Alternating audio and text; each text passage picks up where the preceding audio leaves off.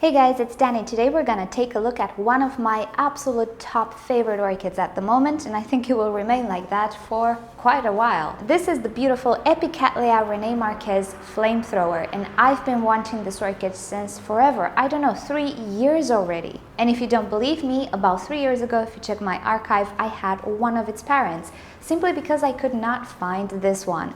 Now, of course, in the description you will find details about the parentage of this orchid if you're interested in that, but as the name suggests, we can tell that this is a hybrid between a Cattleya and an Epidendrum.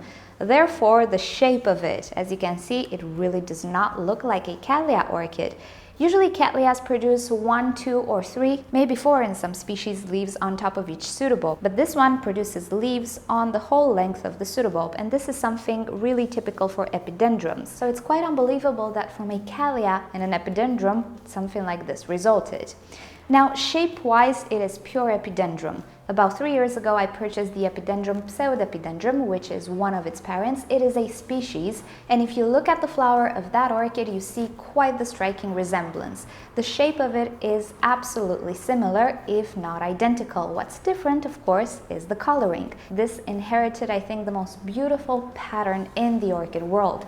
We have a beautiful golden yellow on the lip right here. We have a really striking magenta on the tip of the column, while the petals, as you can see, are green. How amazing is that? And if you are acquainted with epidendrums, you can see it's pure epidendrum. Both the shape of the plant, foliage-wise, pseudobulbs, or actually cane-wise, flowers, the way it blooms from the top on this kind of pendulous flower spike, this is all epidendrum, and from the Cattleya, only the colors. Now, I'm not entirely sure if its Cattleya parent is fragrant, the epidendrum parent is not fragrant, and this orchid is not fragrant either. I swear, if it had a fragrance, a beautiful fragrance, it would be my absolute favorite orchid. I think it will dethrone the Nelly Islers, but you know, the Nelly Islers has its own things.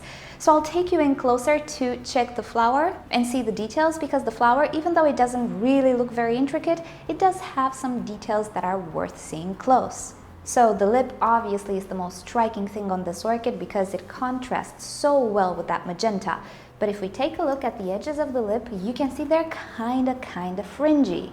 And that's a really beautiful trait, because there are epidendrums available for sale, though rare, which have such a fringy lip you cannot imagine. Those are my favorites. I'm really dying to purchase one of those, but for now I can definitely do with the fringiness that the Rene Marques has. Now, the flowers themselves are not extremely big, but they're not tiny either. I think in diameter they have about 6 or 7 centimeters, and from top to bottom maybe a little less. And with this orchid we can talk about depth as well, because the lip is situated quite a lot in front of the petals. In general, with orchids, this is the rule, but with the Rene Marques and actually these types of epidendrums, it is quite striking. There are about 4, maybe 5 centimeters from the petals, the back of the petals, to the end of the lip, and this gives a lot of dimensions to the flowers if you see them in person. Now, this orchid produces a sheath from the top, or actually a multitude of sheaths, and somewhere inside there is a flower spike that keeps growing. Each flower spike can carry quite a few flowers, but this only depends on the maturity of the orchid.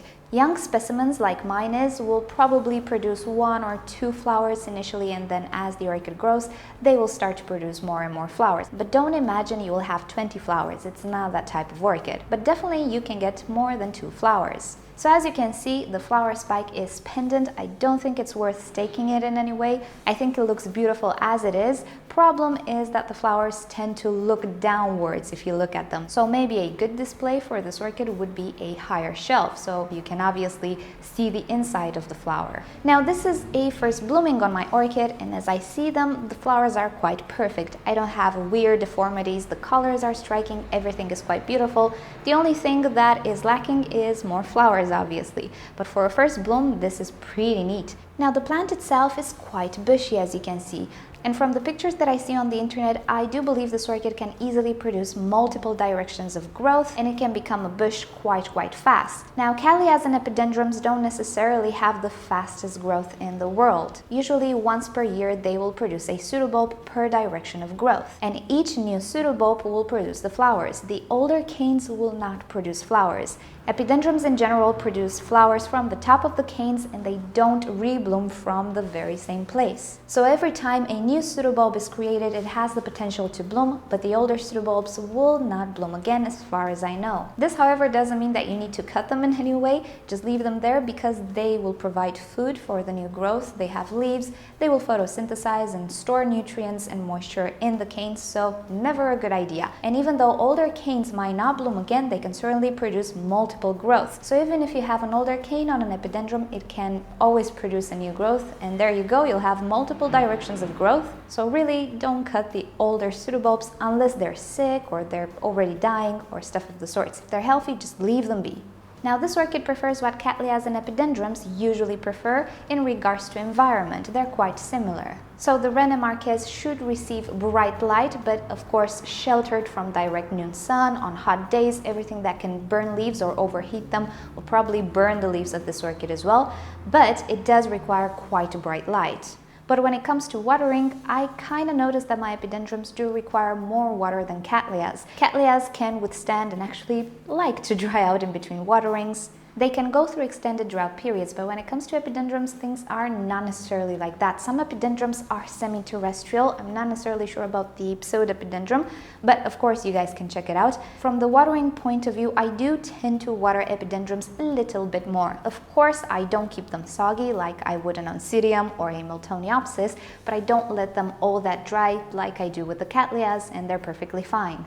Other than that, I do believe it is an easy grower. If you have success with cattleyas in general, you should have success with epidendrums as well. Just pay attention at watering just a little bit more. Don't overdo it, but don't slack either. As you might notice, my orchid is not potted in my inorganic setup, and this is because when I purchased it, the pseudobulb was actually maturing. I already saw a little sheath, and I kept it like that. I didn't want to bother it to see if it bloomed, and it actually did bloom.